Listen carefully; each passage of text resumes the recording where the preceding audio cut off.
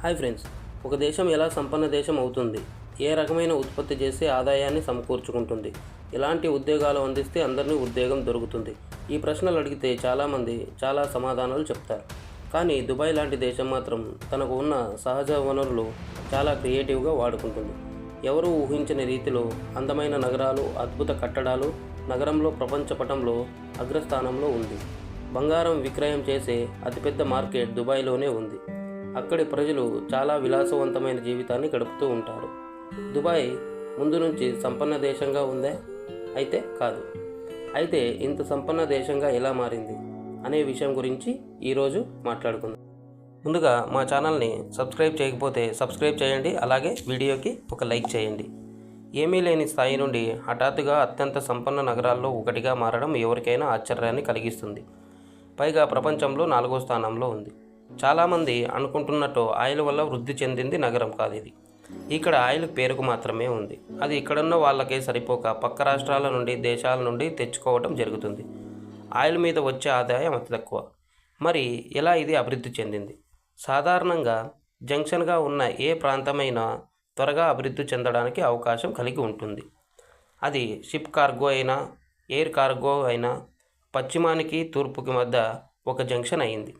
మధ్యలో ఉంది అన్న ఒక పాయింట్, కేవలం ఇదొక పాయింట్ అభివృద్ధి వైపు అడుగులు వేసేలా చేసింది. ఎప్పుడైతే ఆయిల్ పడిందో దాన్ని ఎలా ప్రమోట్ చేస్తే ఇన్వెస్టర్లు వస్తారో ఆ వ్యూహాన్ని అమలుపరిచారు. ఎటువంటి ట్యాక్స్ కట్టాల్సిన పని లేదని అన్నారు. అది ఎవరైనా సువర్ణావకాశంగా తీసుకుంటారు.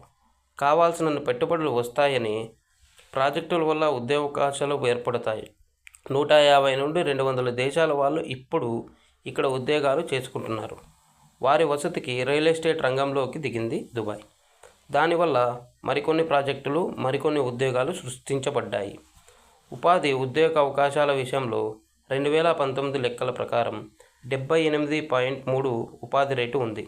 85% శ్రమిక శక్తి ప్రస్తావనలే. రంగాల వారీగా ఉపాధి అవకాశాలు చూసుకుంటే వ్యవసాయ రంగంలో 7%, పరిశ్రమల్లో 15%, సేవా రంగంలో 75%. తమ వారిని పిలిపించుకోవడానికి వీసా సస్పెన్షన్, విజిల్ వీసా తక్కువతో ఇవ్వడమే కాక మిగతా దేశాల్లాగా కష్టతరమైన వీసా నిబంధనల నుంచి దూరం జరిగాయి.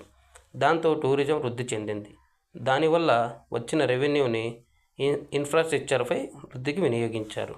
అన్ని దేశాల వాళ్ళతో సంబంధాలు పెంచుకుని ఆయుధాలకు, సైన్యాలకు ఖర్చు పెట్టాల్సిన పని లేకుండా చేసుకున్నారు. 60కు పైగా దేశాలలో డిప్లొమాటిక్ సంబంధాలు ఉన్నాయి. వాణిజ్యం, నామమాత్రపు పన్ను రేటు, ఆదాయపు పన్ను లేకపోవడం వంటివి విపరీతంగా ఆకర్షించాయి. ఈ అంశాలన్నీ దుబాయ్ని ప్రముఖ వ్యాపార కేంద్రంగా, సంపన్న రాష్ట్రంగా మార్చాయి. కఠినమైన చట్టాలు తీవ్రంగా అమలు చేయబడ్డాయి. అత్యాచారం కేసులు లేవు. పిల్లలను ఎత్తుకెళ్లడం అనేది జరగదు. ఇల్లు విలువ, ఆస్తి, దుకాణం భద్రత ప్రభుత్వమే తీసుకుంటుంది. పెద్ద పెద్ద ప్రాజెక్టులు కట్టడానికి ప్రోత్సహించింది. మతపరమైన గొడవలు ఎలాంటివి జరగకుండా చూసుకుంది. కాలుష్యాన్ని తగ్గించే ప్రయత్నంలో భాగంగా పబ్లిక్ ట్రాన్స్పోర్ట్ను వృద్ధి చేసింది. ఇలాంటి వినూత్న ప్రయోగాలు ఇక్కడ ఎన్నెన్నో ప్రజల మీద భారం కాకుండా డబ్బు సంపాదించే మార్గాలు ఉన్నాయి. మహిళల పట్ల గౌరవానికి అత్యంత ప్రాధాన్యతమే గాక మహిళల రక్షణ, న్యాయానికి సంబంధించి ప్రతి చట్టం అత్యున్నత స్థాయిలో ఇక్కడ అమలు చేయబడింది. కుటుంబంతో సహా ఇక్కడ సెటిల్ అవడానికి, సుముఖత వ్యక్తం చేయడానికి కారణమైంది. కాబట్టి ఆఫర్లు వచ్చిన కెనడియన్లు సైతం పెట్టే బేడ సర్దుకొని వస్తున్నారు.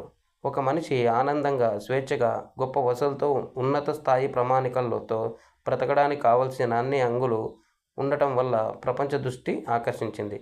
అభివృద్ధి పథకం వైపు దూసుకుపోతుంది మన దుబాయ్.